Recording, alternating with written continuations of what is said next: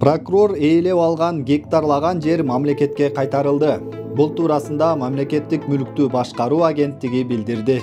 Маалыматка ылайык, учурдагы Жайыл районунун прокурору Маткасым Жапаровдун үй бүлөсү бак тигилген 17 гектар жерди мыйзамсыз колдонуп жүргөнү белгилүү болду. Тагыраак айтканда, дан азыктарын эгүүгө ылайыкталган айыл чарба багытындагы жер максаттуу пайдаланылбай, көп жылдык бак өстүрүүгө берилип кеткен.